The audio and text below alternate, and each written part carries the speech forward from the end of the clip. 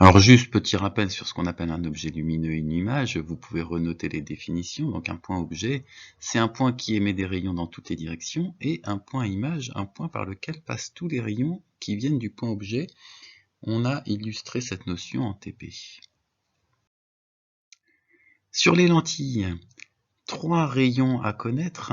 On sait que tous les rayons qui arrivent perpendiculairement à la lentille vont tous passer par un point qui s'appelle le point foyer image. On le notera toujours F'. On sait que tous les rayons qui ressortent perpendiculairement à la lentille sont passés par un point que l'on appelle le foyer objet, que l'on notera F. Et on sait que tous les rayons qui passent par le centre de la lentille ne tournent pas.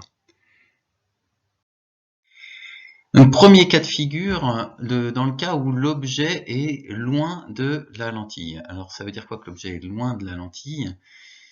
L'objet ici c'est la fleur, c'est un objet lumineux donc qui envoie des rayons dans toutes les directions. On va s'intéresser à un point particulier de cet objet lumineux, le sommet de la fleur, le point A qui envoie des rayons dans toutes les directions. Et un autre point particulier de la fleur, c'est la base de la fleur qui nous donne la position par rapport à la lentille, donc le point B.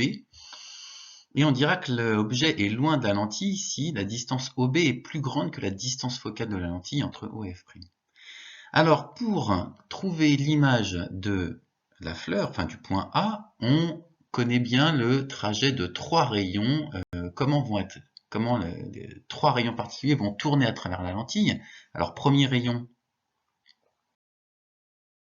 le rayon qui arrive perpendiculairement à la lentille, on sait qu'il va tourner vers F'.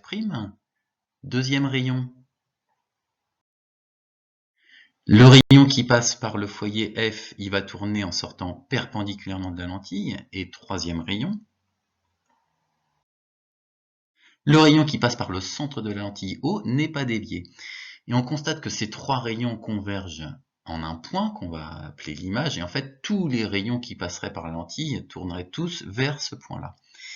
Alors on a fait ça avec le sommet de la fleur, le point A, ça nous donne l'image A' du point A, mais on pourrait faire ça avec n'importe quel point objet de la fleur. Si on fait ça avec le centre de la fleur là qui rigole, on trouvera une image qui est un peu au-dessus du point A'. Si on fait ça avec les pétales, on pourra reconstituer comme ça chaque point image de la fleur, et on verrait que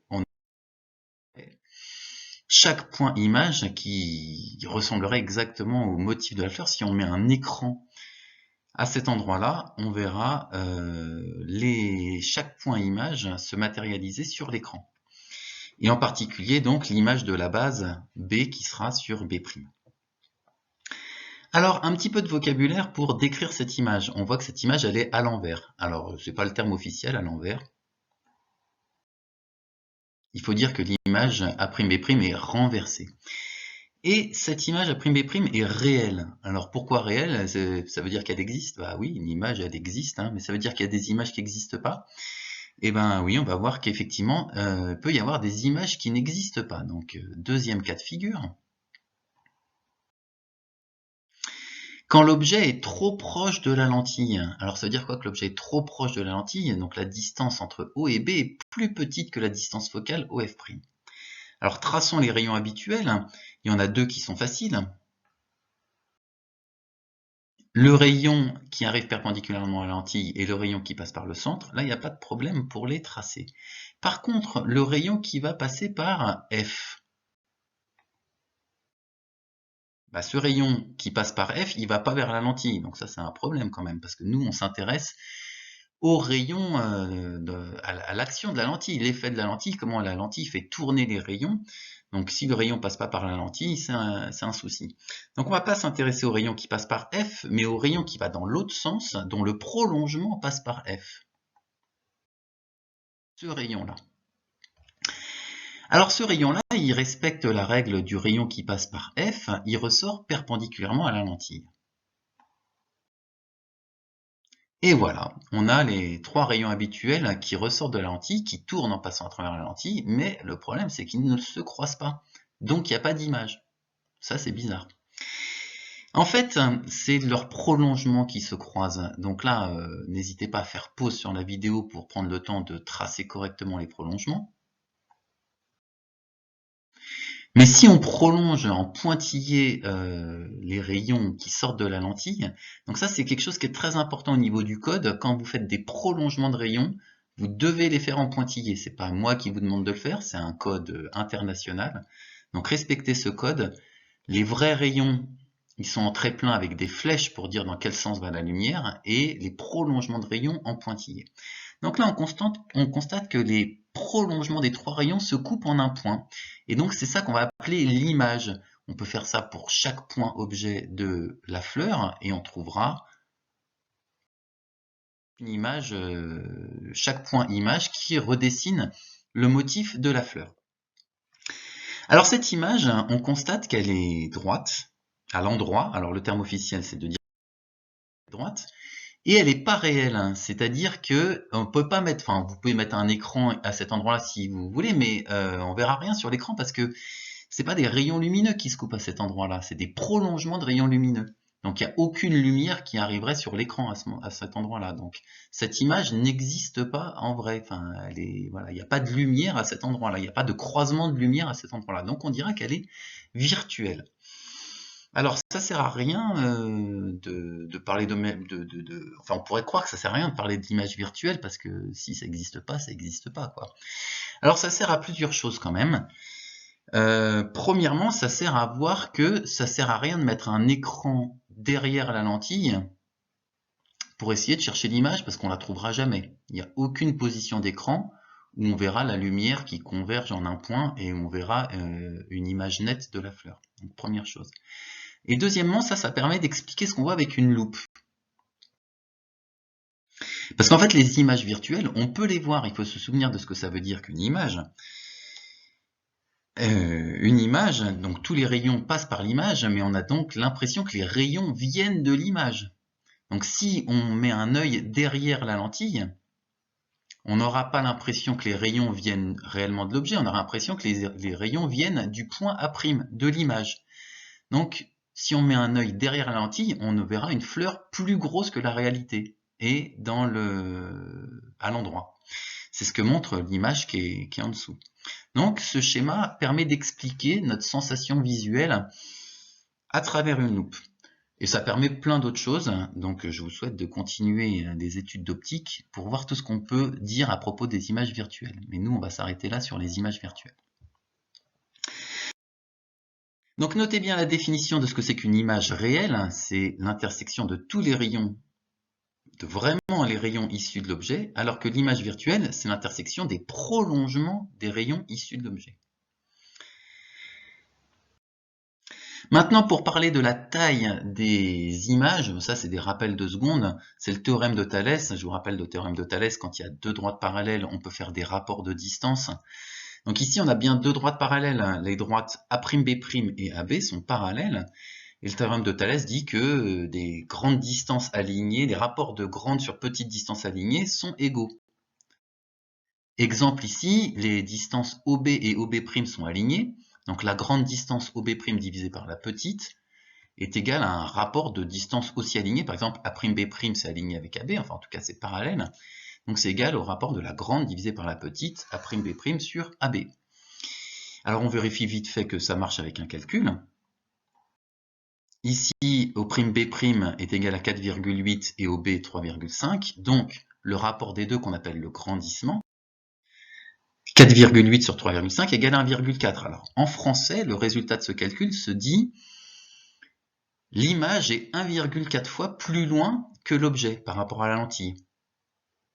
C'est ça que ça veut dire ce calcul. Et avec le théorème de Thalès, ça veut dire aussi que l'image va être 1,4 fois plus grande que l'objet. C'est pas pareil. Plus loin et plus grande, c'est pas pareil. Donc là, 1,4 fois plus grande. Donc le calcul à faire, c'est celui-là, A'B' égale gamma, le grandissement fois AB. Donc 1,4 fois 1,7, si vous mesurez l'objet, il fait bien 1,7 cm, et le résultat donne 2,3 cm. C'est ce qu'on observe avec les carreaux du papier millimétré, 2,3 cm. Cette formule marche, mais vous l'aviez déjà vue en seconde, et vous le referez en exercice. Voilà, vous savez tout sur les lentilles convergentes. Alors je vous dis à bientôt pour de prochaines aventures. Voilà, passons maintenant au troisième paragraphe que l'on n'a pas vu en TP, un œil. L'œil. Comment fonctionne un œil? Pour savoir comment fonctionne un œil, on a découpé un œil en deux. On a au milieu le schéma de la coupe de l'œil, cette espèce de rond sombre. Et puis on s'est amusé à envoyer des rayons lumineux dans cet œil et on a vu plein de choses. Et on s'est rendu compte que quand on envoie des rayons lumineux dans un œil, ils ont tendance à tourner quand ils rencontrent cette matière, ce morceau de chair jaune, qui en fait n'est pas vraiment jaune dans la réalité. Là c'est jaune parce que l'œil est mort, mais quand l'œil est vivant c'est pas jaune, c'est transparent. Et ça tourne de sorte que les rayons vont converger sur le fond de l'œil. Donc il se passe la même chose qu'avec une lentille. Donc ce morceau de matière jaune se comporte comme une lentille et le fond de l'œil se comporte comme un écran. Donc quand on va modéliser un œil par une lentille et un écran. Ce morceau de matière jaune qui fait tourner les rayons lumineux s'appelle le cristallin et on le modélise par une lentille. Et le fond de l'œil s'appelle la rétine, on le modélise par un écran. Dans un œil, il y a autre chose. Devant le cristallin, il y a un trou qui est plus ou moins gros suivant la luminosité. Vous avez tous observé les pupilles de vos voisins qui grossissent ou qui diminuent suivant la luminosité. Et au bord de ce trou, il y a l'iris qui donne sa couleur à l'œil. Eh bien, on modélise ça par un trou pour la pupille et l'iris correspond au bord du trou. Donc connaissez bien ce vocabulaire, surtout cristallin, rétine et les équivalents pour le modèle, lentille et écran. Alors quand des rayons lumineux passent par le cristallin, ils convergent sur la rétine, mais on a vu que si l'objet se rapproche, l'image peut se former plus loin. Alors est-ce que ça veut dire qu'il faut mettre l'écran plus loin pour voir l'image? Ça voudrait dire que l'œil grossit et que le fond de l'œil recule. Mais c'est pas ce qui se passe. Un œil, c'est une taille fixe, ça peut pas grossir. Donc l'œil a trouvé une autre astuce pour que l'image soit toujours sur la rétine. Il y a des muscles qui appuient sur le cristallin, ce qui modifie la distance focale du cristallin, de sorte que l'image soit toujours sur la rétine. Parce que lorsque l'image n'est pas sur la rétine, en fait, on voit flou. Voilà, vous savez tout sur les objets lumineux, les lentilles et le fonctionnement de l'œil. Alors je vous dis à bientôt pour de prochaines aventures.